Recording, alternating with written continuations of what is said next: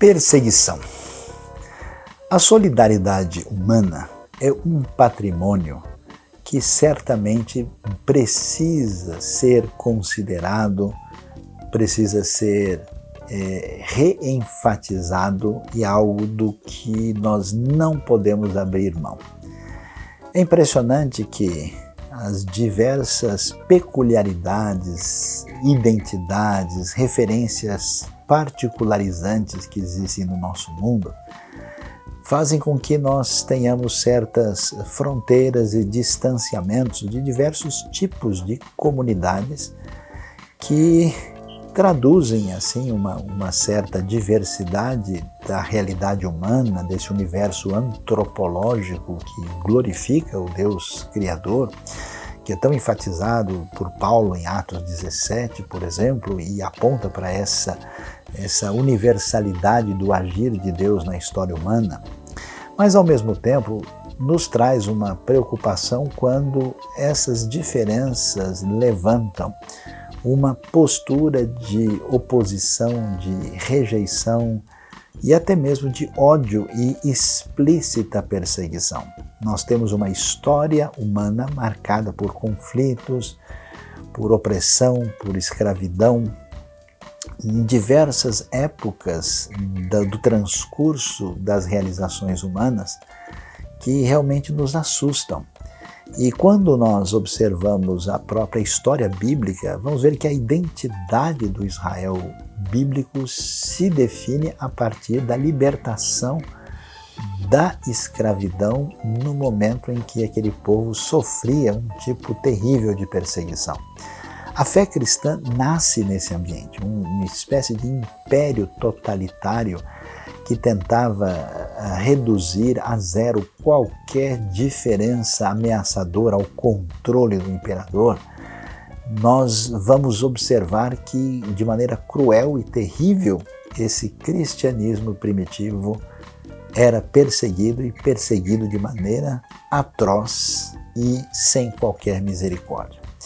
O impressionante é que em pleno século XXI, em época de tantas realizações tecnológicas, progresso, de certa forma único na trajetória científica humana, nós temos as informações nítidas que nas últimas décadas, não só a perseguição, especialmente aos cristãos, é claro que não é unicamente aos cristãos, há minorias em vários lugares do mundo que sofrem restrições, abuso, crueldade e até mesmo assassinatos deliberados, mas o contexto da realidade da fé cristã hoje chama a nossa atenção. É impressionante que muitas autoridades do contexto mundial parecem insensíveis. Existe às vezes até mesmo uma omissão dos próprios cristãos em relação a essa situação. Nós sabemos que a realidade da perseguição é algo que as Escrituras já tinham nos falado sobre isso. E os cristãos, exatamente pela sua condição de expressarem amor ao próximo e não reagirem com violência a partir dos ensinos do próprio Jesus, muitas vezes são mais amplamente vitimizados. Não devemos temer a perseguição, não podemos ficar desanimados. A experiência mostra que o reino de Deus cresce com mais força, até mesmo no meio da própria perseguição, mas em nome dos direitos humanos, em nome da responsabilidade de fraternidade mútua, convivência entre todas as pessoas desse mundo, é necessário que autoridades, pessoas de bem e cristãos convictos digam juntamente comigo em coro bem alto: chega, basta de perseguição.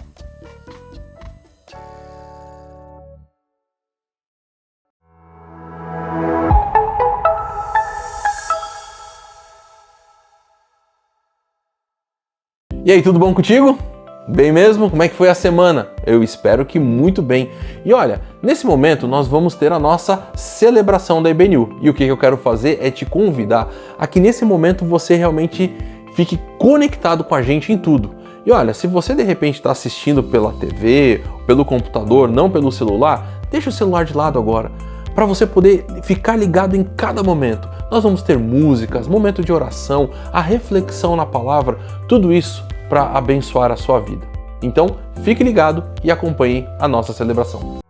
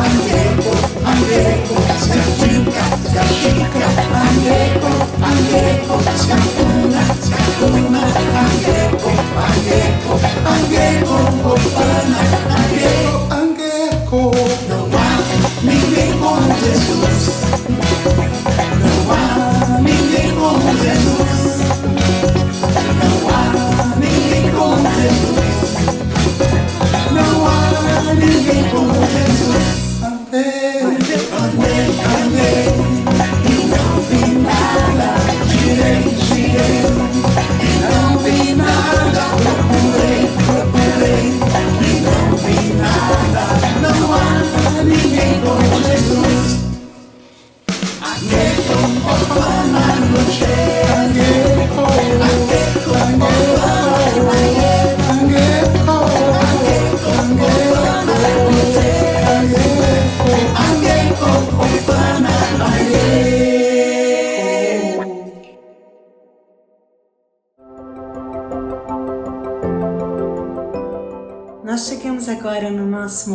de gratidão e hoje eu gostaria de refletir com vocês sobre as pequenas bênçãos do todo dia. Nós geralmente, quando pensamos em gratidão, vamos buscar grandes coisas ou fatos maravilhosos para agradecer e eles acontecem nas nossas vidas. Mas quantas pequenas bênçãos nós temos todos os dias que nós nem reconhecemos. O nosso planeta continua no lugar, a gravidade continua funcionando, o ar que nós respiramos, o nosso corpo, para o nosso corpo funcionar perfeitamente, são tantos detalhes que têm que estar sincronizados. Então, a cada dia de vida, a cada respiração, são tantas bênçãos que nós recebemos do Senhor no nosso dia a dia e outras que nós nem percebemos. E eu quero reconhecer também a presença do Senhor e agradecer por essas pequenas bênçãos que nós não nos lembramos. Obrigada, Pai amado, Senhor, por todo o cuidado que o Senhor tem com cada um de nós, Senhor. Obrigado porque nós estamos aqui, obrigado porque nós podemos estar reunidos aqui, Senhor, ainda que virtualmente, para te honrar e glorificar o Teu nome. Nós te agradecemos por todas as bênçãos em nossas vidas, Senhor, as grandes, as pequenas e aquelas que nós nem percebemos. Em nome de Jesus. Amém.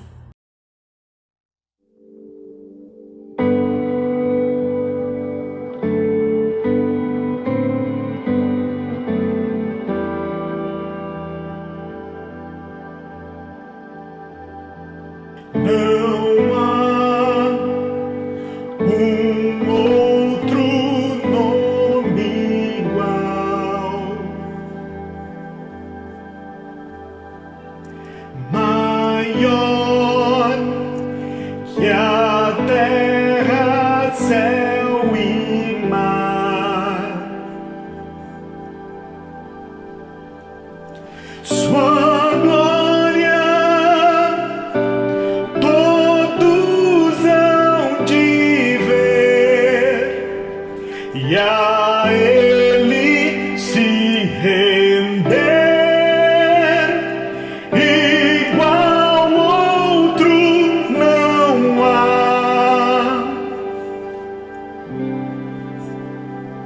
Sua face brilha mais que o sol. Sua graça eterna em amor.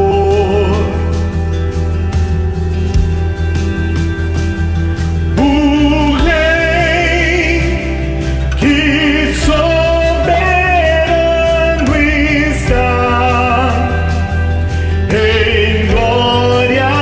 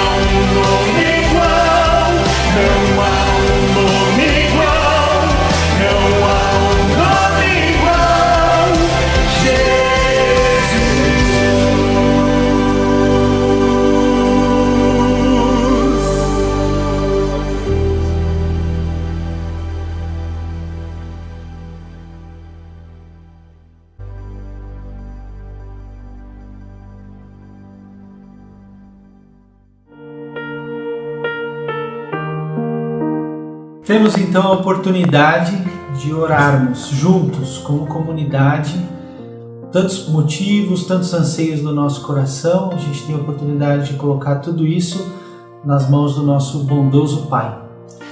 Senhor Jesus, nosso Senhor, nosso Pai, nós queremos Te agradecer pela nossa comunidade, pela oportunidade que temos de levantar as nossas vozes, de colocar o nosso coração diante de Ti, por todos os nossos anseios do nosso coração, de agradecer por tudo que o Senhor tem feito na história de cada um, na história da comunidade, na história da nossa cidade, do nosso entorno e de tudo que o Senhor fez e ainda vai fazer por meio das nossas vidas, nos usando apesar de não merecermos. Não temos nenhum mérito, mas pela Tua graça, pelo Teu Santo Espírito que nos capacita, nós pedimos que o Senhor continue a nos usar, a nos dirigir, a nos guiar, Senhor. Em nome de Jesus. Amém.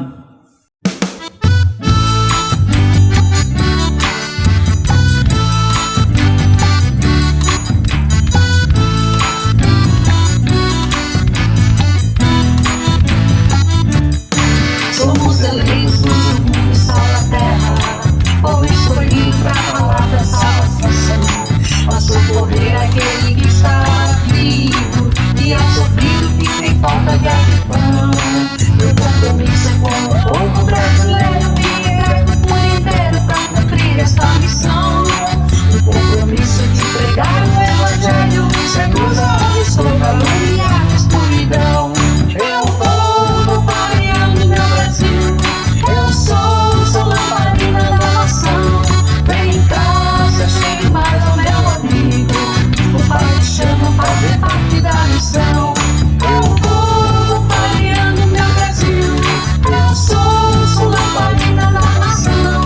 Vem cá, se achegue mais ao meu amigo, o Pai te chama a fazer parte da missão.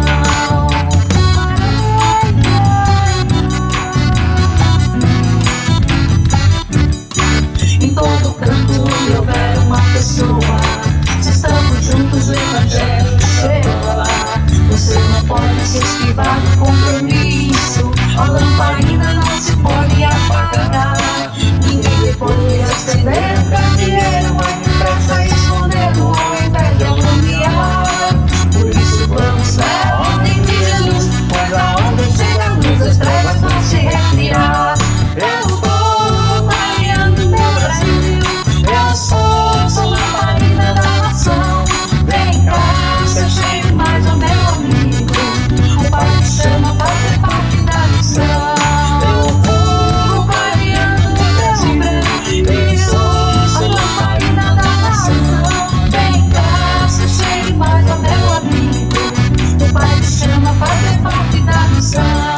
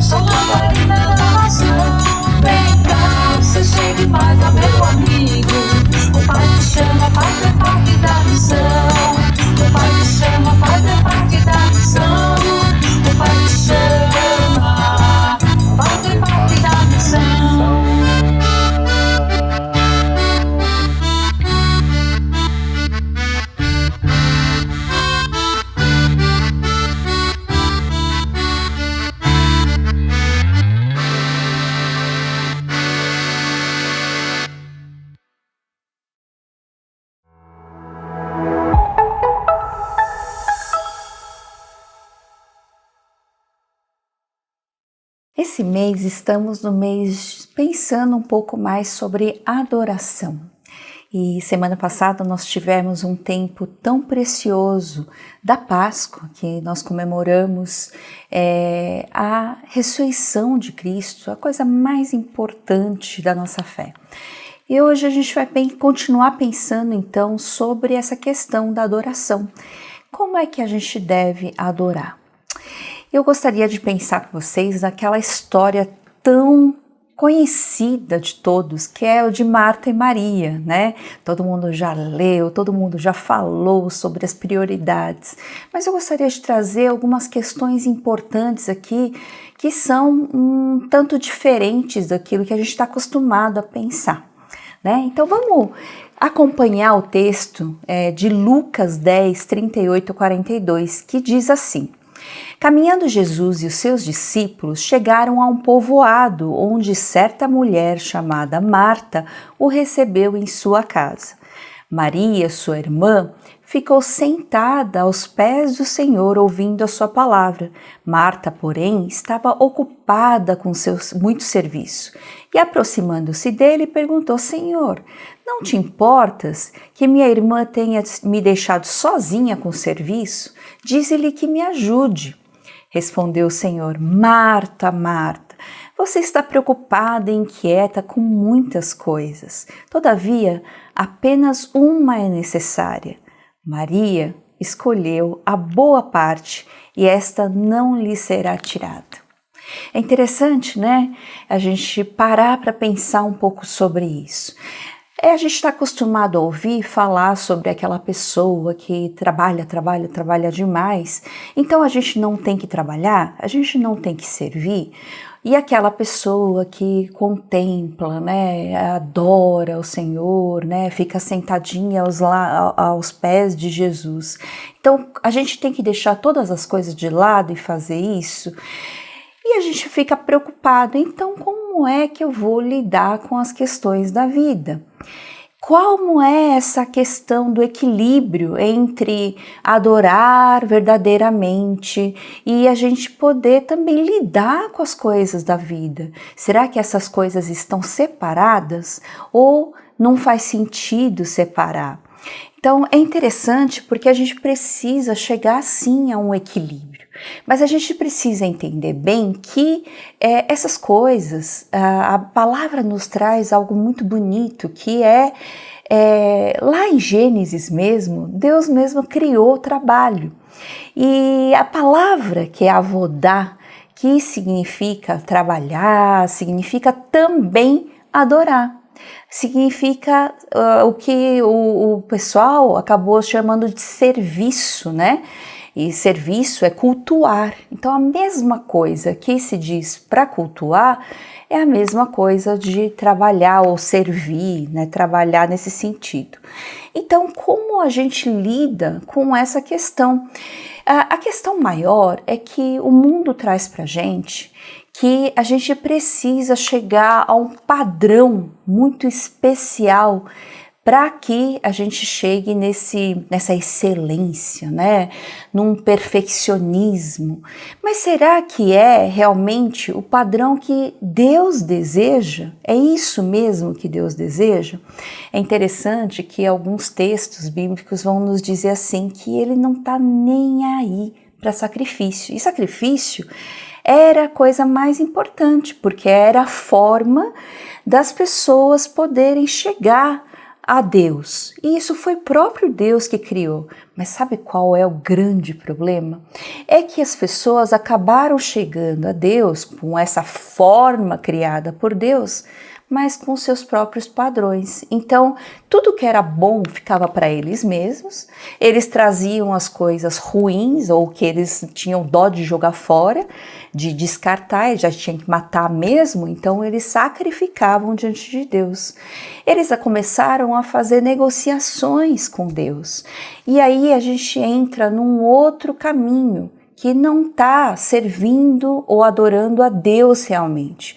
A questão é você acabar servindo a você mesmo e você mesmo se tornar o padrão de todas as coisas, dessa excelência ou do perfeccionismo. Você vai atrás dessas coisas para você se sentir melhor, para você dizer que você conseguiu performar da melhor forma. Então, será que é isso mesmo? Porque Deus exatamente fala isso, olha, o sacrifício não é o que eu quero é você, é o coração, mesmo lá no Antigo Testamento, tanto, mas depois no Novo. Então, a gente tem que parar para pensar aqui, qual foi a questão envolvida em Marta e Maria? A gente pode olhar um pouquinho sobre essa questão lá em João 11, quando a gente tem uma questão importante aí que acontece nessa família, que assim atinge profundamente a vida deles, que é a morte de Lázaro. E aí, João também vai falar desse milagre tão importante que Jesus vai fazer. João fala de 7 milagres e João fala de 7 vezes Jesus dizendo, eu sou. E antes de Jesus falar aqui em João 11, ele vai dizer, eu sou o bom pastor, eu sou a porta. Ele vai dar o exemplo das ovelhas, né? Que as ovelhas ouvem a minha voz. Então isso é muito importante. Olha que interessante que acontece. Um homem chamado Lázaro, ele era lá de Betânia, do povoado de Maria e de sua irmã Marta, e aconteceu que Lázaro ficou doente. Maria, sua irmã, era a mesma que derramara, olha que interessante, perfume sobre o Senhor e lhe enxugara os pés com os cabelos. Olha esse detalhe que a palavra traz. Então as irmãs de Lázaro mandaram dizer a Jesus, Senhor, aquele a quem amas está doente. Então elas pediram uma ajuda, conheciam o Senhor, Jesus, e ele fala, olha, ele vai morrer. E Jesus mesmo disse, olha, essa doença não acabará em morte. É para a glória de Deus, para que o Filho de Deus seja glorificado por meio dela. Só que ele, em vez de continuar essa narrativa, ele vai falar assim, ó, Jesus amava Marta, irmã dela, e Lázaro. E aí continua, no entanto, quando ouviu falar que Lázaro estava doente, ficou mais 2 dias onde estava. Olha que interessante, não parece assim, um oposto? Não parece contrastante essa ideia de Jesus, dizer que Jesus amava Lázaro, Marta e Maria, no momento que ele está precisando tanto e Jesus não está lá, ele vai resolver ficar mais um tempo nesse lugar onde ele estava, em vez de ir lá acudir logo. Que interessante, tem um tempo certo para tudo e tem um tempo de que ele diz aqui que Deus será glorificado. E aí vai continuar a história, ele vai ficar por ali. E aí ele fala assim, não, vamos para lá porque nosso amigo Lázaro adormeceu, mas vou até lá para acordá-lo. Interessante porque já passaram-se 4 dias quando Jesus chega lá. E 4 dias quer dizer, tudo que era possível humanamente estava se esgotado. Então, até 3º dia, o pessoal achava que tinha uma possibilidade de alguma coisa. Mas depois do 3º dia, no 4º dia, já não é possível. E Jesus chega exatamente nesse momento. E aí, quando ele chega, Jesus tinha falado dessa morte, Lázaro morreu, e para o bem de vocês, estou contente por não ter estado lá, para que vocês creiam, mas vamos até ele. Olha que interessante. Eu estou contente por não ter estado lá. Quer dizer, a morte dele trouxe alegria para Jesus? Não, a gente vai ver o que vai acontecer, né? E aí lá na frente diz que quando Maria ouviu que Jesus estava chegando, foi encontrá-lo, mas Maria ficou em casa. É muito estranho, porque Marta é aquela pessoa que não para, quieta, ela tá lá, ela tá tentando resolver as coisas, provavelmente a questão do sepultamento, a questão do velório, recebendo as pessoas, e Maria nada. Maria é uma pessoa diferente, assim como ela demonstrou lá quando ficou sentadinha do lado de Jesus. Não era o comum. O comum era todo mundo ficar servindo, fazendo, né, um banquete, preparando as coisas para receber uma pessoa ilustre, uma pessoa que é amada, né? E aqui ela vai ficar em casa. Não era o irmão dela? O irmão amado dela? Como assim ela vai ficar em casa? Aí diz que esse lugar ficava a 3 quilômetros de Jerusalém e muitos judeus foram lá visitar, quer dizer, já para confortá-las, para dar os pêsames, né? Quando Marta ouviu falar que Jesus estava chegando, foi encontrá-lo. Então ela já foi rapidinho, se apressou e chegou lá. E Marta ficou em casa. Marta vai dizer um negócio muito interessante, vai falar: Senhor, se o Senhor estivesse aqui, meu irmão não teria morrido. Sabe por quê? Aí ela fala assim, olha, parece que ela entendia de uma maneira teológica, uma maneira muito lógica. Ela cria e conhecia Jesus e falava: se o Senhor podia ter curado meu irmão estava doente, mas sei que mesmo agora Deus te dará tudo o que pedires. Olha, ela diz que acredita, hein? E aí, quando Jesus diz, o seu irmão vai ressuscitar, o que ela responde? Eu sei que ele vai ressuscitar lá na ressurreição, como Jesus falou, no céu, né? No último dia, então a gente vai ter essa vida eterna, né? Ela não. Eu sou a ressurreição e a vida. Aquele que crê em mim, ainda que morra, viverá. E quem vive e crê em mim, não morrerá eternamente. Você crê nisso? É interessante como Marta, provavelmente ela já acompanhava Jesus, conhecia Jesus, né? Já teve experiências ali com ele, mas é aquela pessoa que às vezes está na igreja durante muito tempo, já ouve falar sobre Jesus, já conhece, mas está tão focado em outras coisas, em fazer alguma coisa, que ela não muda a maneira de pensar, a maneira de viver e a maneira de crer, que está tudo interligado. Quem crê em algo, aquilo é o fundamento da vida dela e isso torna a crença parte da vida dela, ela vai transformar isso em ação, em vida. E ela crê nesse Jesus, mas ela crê de uma maneira assim mais lógica, mais aqui, ó, e de uma maneira que ela já ouviu falar, então aquilo, ok. Mas aquilo não chegou no profundo do ser dela, aquilo não atingiu a vida dela para que ela seja completamente transformada, desde a mente, coração e a vida.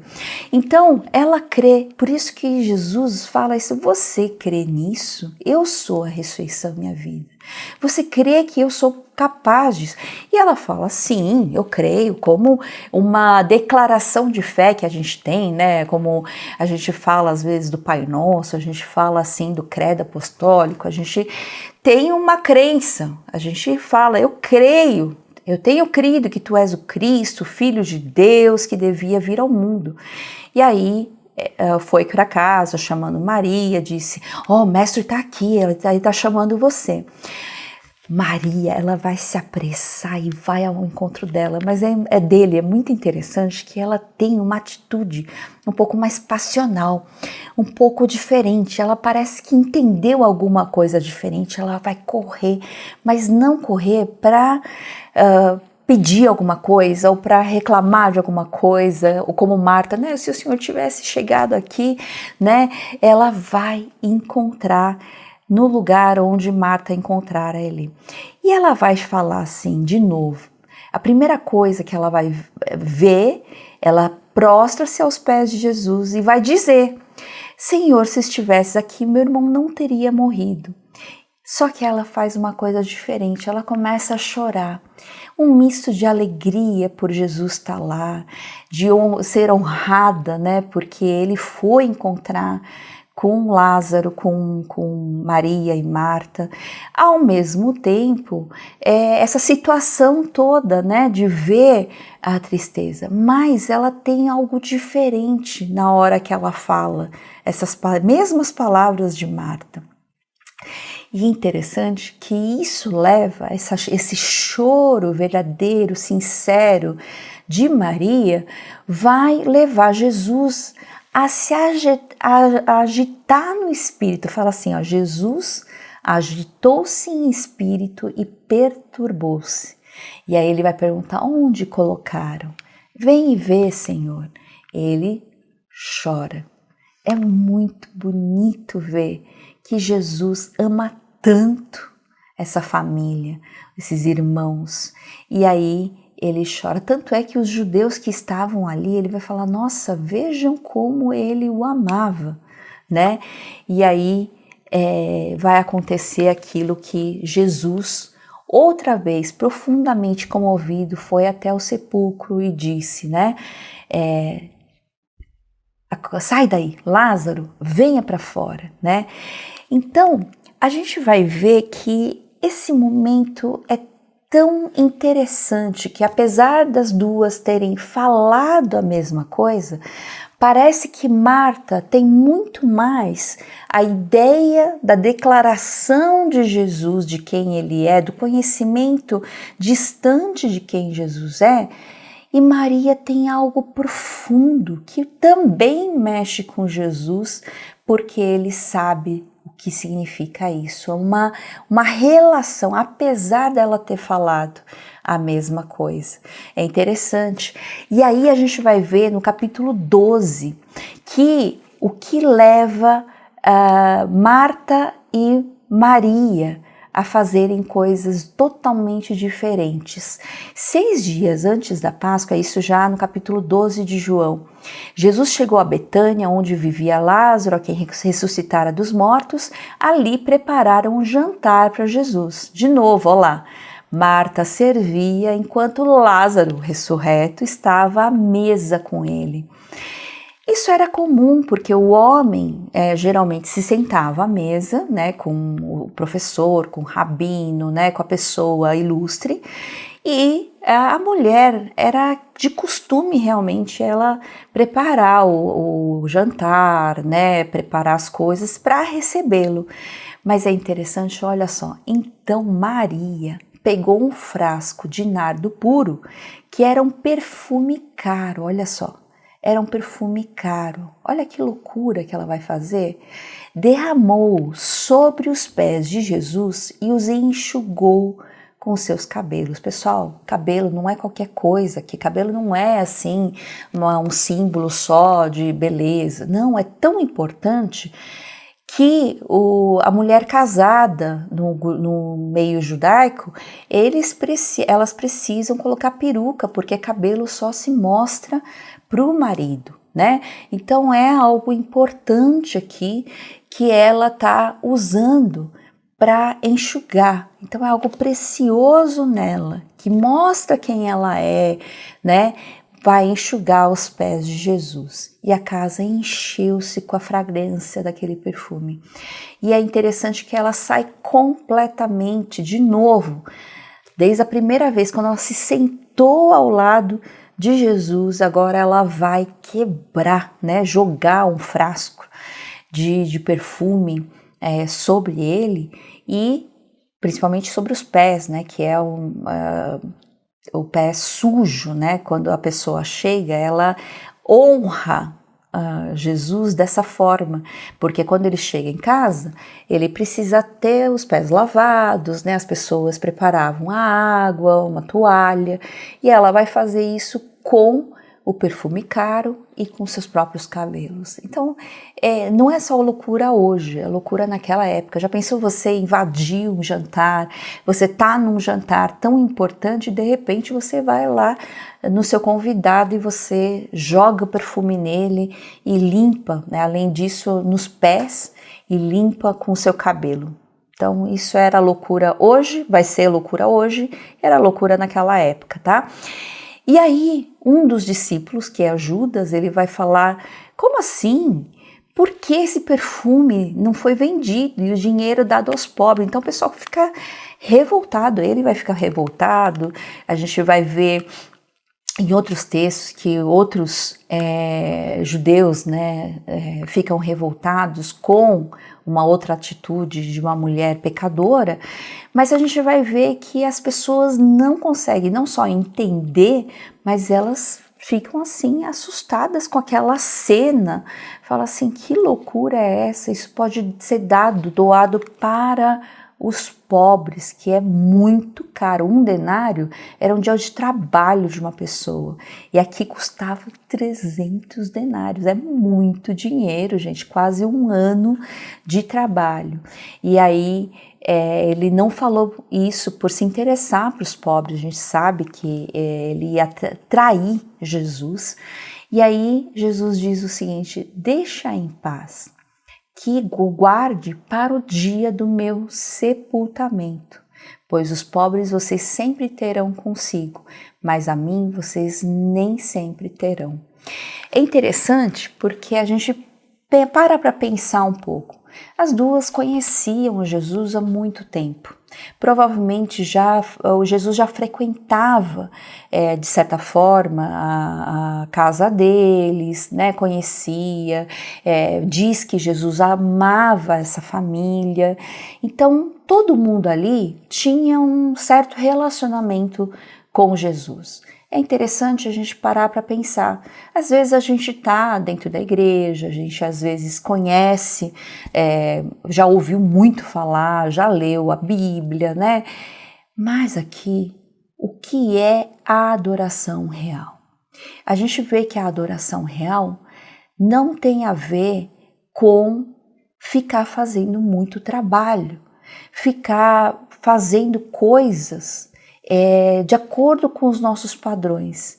Olha que interessante que a Bíblia, quando vai falar nesse texto, fala de uma palavrinha interessante para Marta, sabe? Vai falar sobre merimnau, que aparece aí no Novo Testamento cerca de 6 vezes. E ela traz a ideia de pensar e parte. Quer dizer que a ideia é que existe uma divisão da mente, que é o que a preocupação nos traz. A preocupação excessiva, ela nos traz uma fragmentação do foco. Então, em vez de focar em Jesus, na presença de Jesus ali, e poder ouvir o que ele tem a dizer, e para poder adorá-lo realmente, honrá-lo como ele precisa e merece, a pessoa está tão preocupada em fazer coisas de acordo com os padrões próprios que ela vai ter a mente dividida.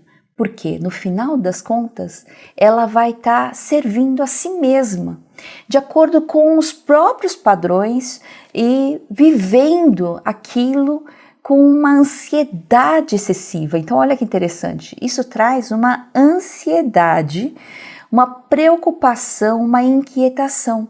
Isso é trazer essas distrações e por aflição. Olha que interessante. O Novo Testamento traz, no contexto assim, enfatiza várias vezes, essa ansiedade excessiva e desnecessária que contrasta justamente com a confiança em Deus.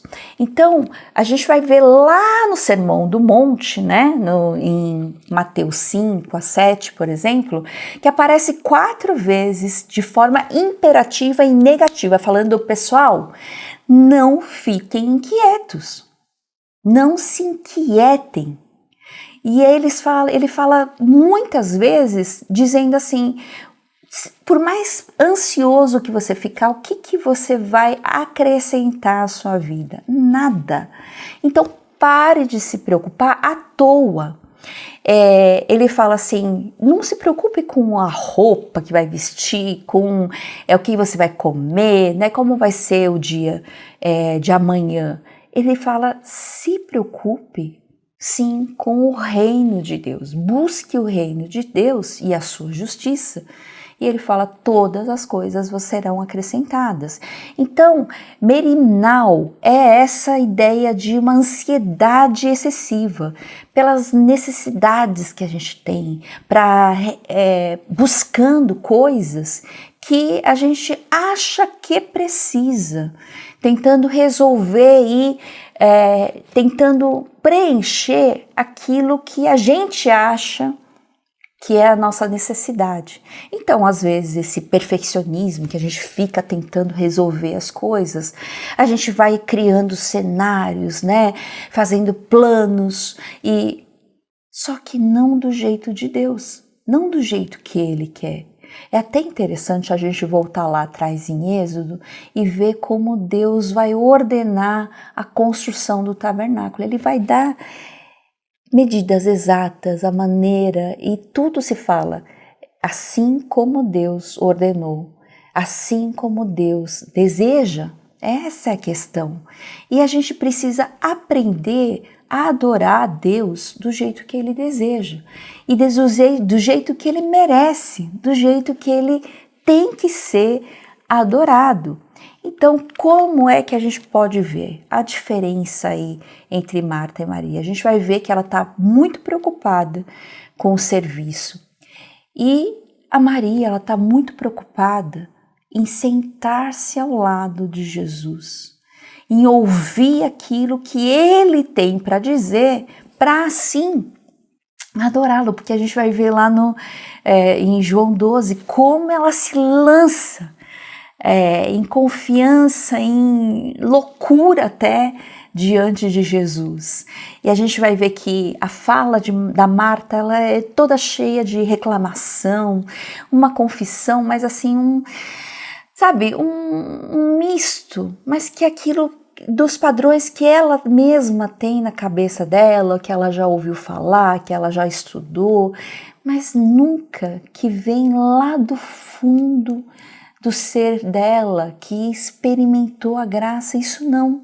Isso quem vai trazer é o silêncio de Maria, que fica em casa, o luto, o choro dela sincero, mas que se coloca diante de Jesus, e isso atinge a Jesus de uma maneira profunda.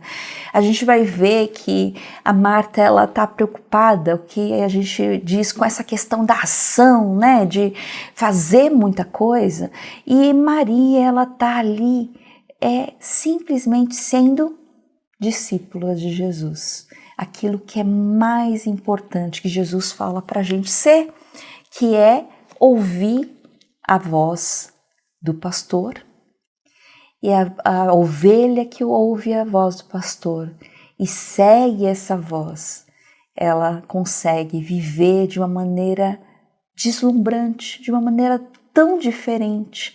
Ele eleva as pastagens, verdes pastagens, diferente daquilo que a gente consegue viver com a nossa própria ansiedade. E aí a gente vai ver uma outra palavrinha, que é essa palavrinha que descreve Maria lá no texto de Lucas, que ela se senta. Essa palavra é paracathizo, né? Paracathizo.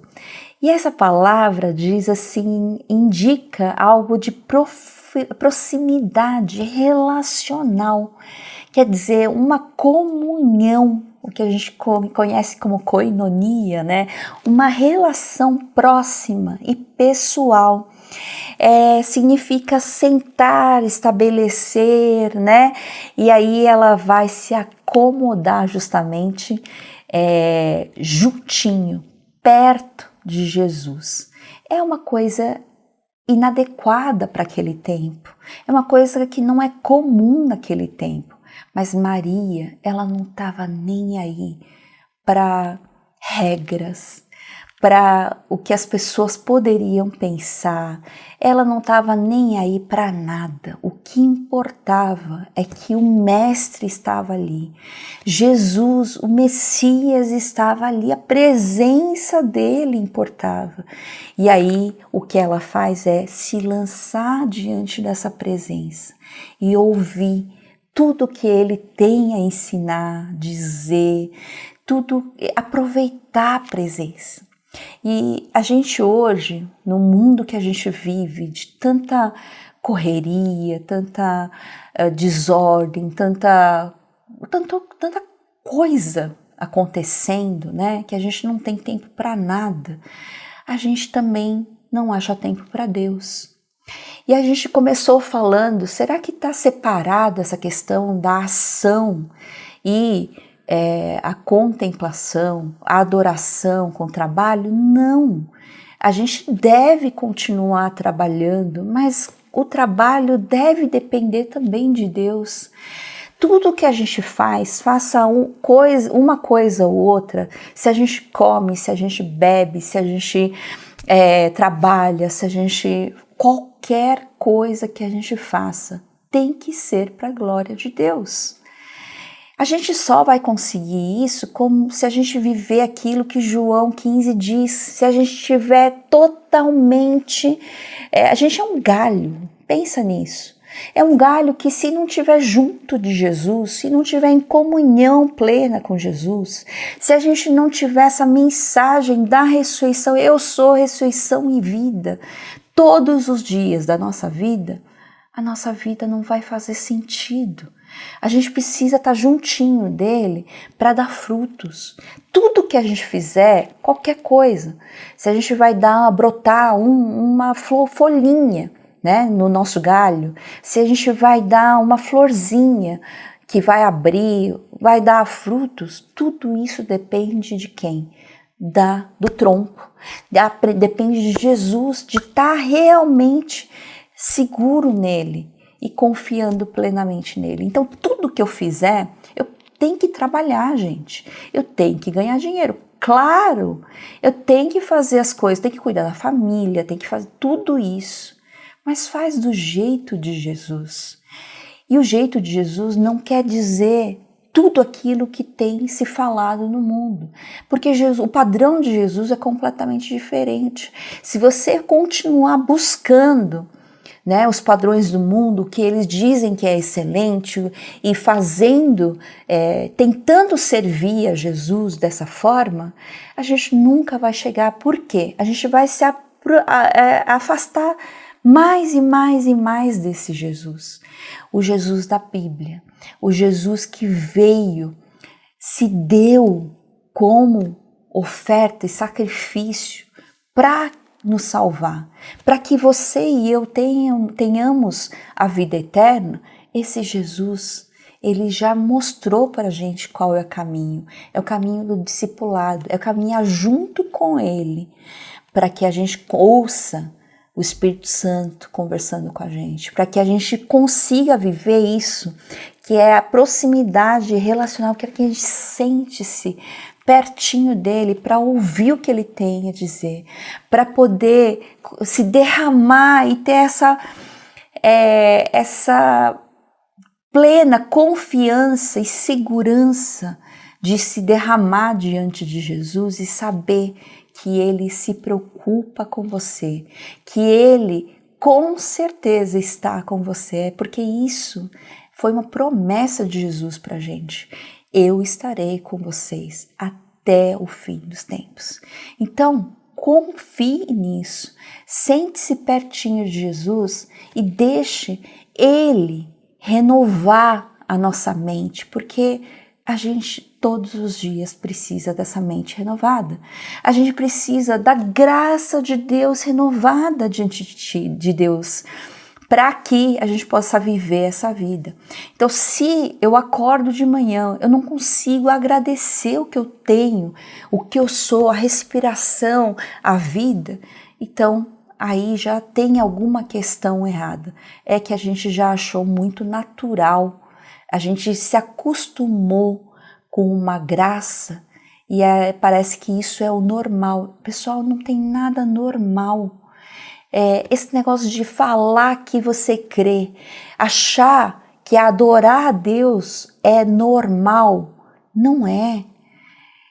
Às vezes precisa dessa loucura, porque quando a graça atinge profundamente a gente, o que acontece é uma explosão. Eu não consigo mais se ficar com aquilo enjaulado dentro de mim, mas isso transborda em graça, transborda em vida. Eu aprendo a agradecer, a louvar a Deus, a me derramar. A minha vida é completamente diferente, porque eu vou aprendendo a seguir os passos de Jesus e fica cada dia mais parecido com Ele. Então, adorar a Deus é sim viver tudo que nós temos que viver no nosso dia a dia. Viver tudo, só que sem a ansiedade maldosa, aquela ansiedade que depende de si mesmo, ansiedade que volta-se para o padrão que a gente mesmo coloca, ou o ser humano coloca, mas é se desfazer dessa ansiedade, como Filipenses diz, né? O que a gente tem que fazer? A gente tem que se colocar diante de Jesus, falar: Deus, eu não posso resolver. Então, antes de estar ansioso, porque não adianta nada, não vai adiantar, porque não vai acrescentar nada na minha vida, só coisas ruins, né?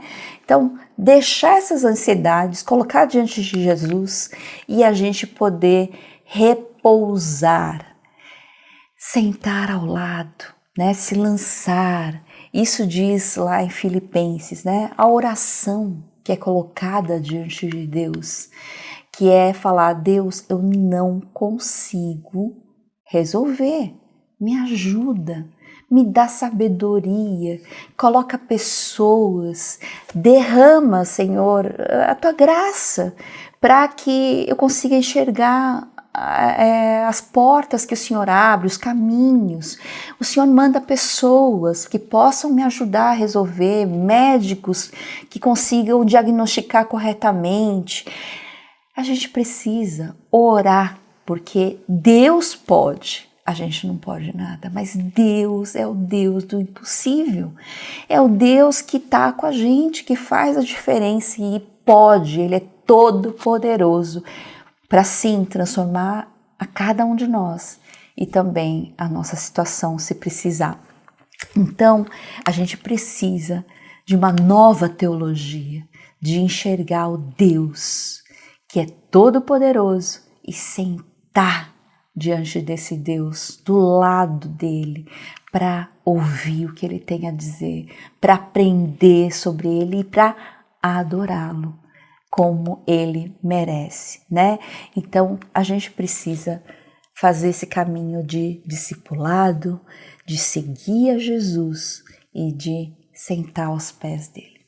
Faça isso todos os dias, derrame-se diante dele, porque às vezes, se a gente não coloca diante dele, a gente não vai conseguir achar a saída.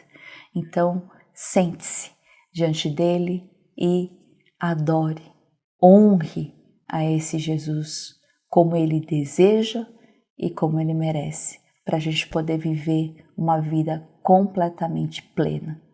Deus abençoe a todos.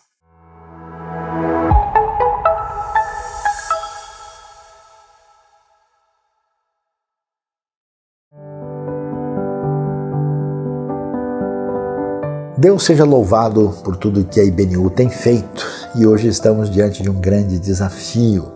Estamos de fato necessitados para atingir todos os nossos objetivos humanitários, missionários, da contribuição de todos aqueles que de coração nos enviam seus dízimos, ofertas, contribuições para fazer diferença no reino de Deus.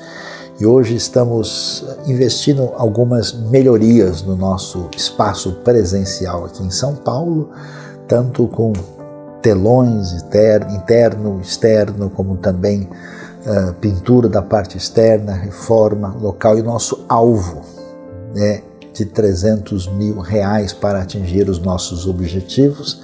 E estamos neste momento em situação de necessidade de contribuição. Se você tem sido abençoado pela IBNU, se você faz parte da IBNU, se você é membro, se você está conectado conosco, é com muita alegria que receberemos as suas contribuições, presentes e ofertas e dízimos para abençoar a obra de Deus aqui, feita em São Paulo, no Brasil e no mundo. Deus bondoso, Pai amado, obrigado pelas bênçãos que o Senhor nos dá, inclusive na nossa caminhada econômica, na nossa vida profissional. Pedimos que o Senhor abençoe todas as contribuições que serão enviadas para servir a Ti, para ampliar e prosseguir em fazer aquilo que tem a ver com a obra do Teu reino. Nós te agradecemos, te louvamos e te pedimos a Tua bênção sobre todos nós, em nome de Jesus. Amém.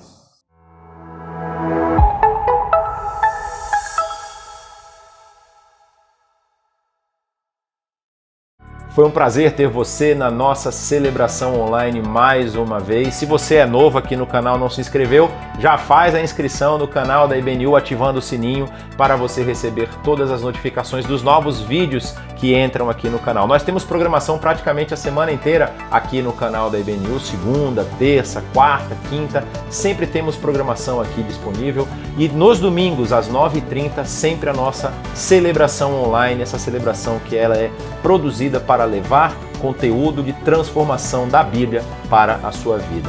Convidamos você também a fazer parte das nossas outras redes sociais, o Instagram e o Facebook. Lá nós colocamos atividades, inclusive aqui de São Paulo, presenciais na nossa sede, e também atividades dos nossos parceiros que acontecem em vários lugares do Brasil e em outras partes do mundo também. E já convido você a estar conosco na próxima semana, de novo, às 9h30, aqui no nosso canal. Que Deus o abençoe e que você seja canal de bênção para as pessoas que estão ao seu redor.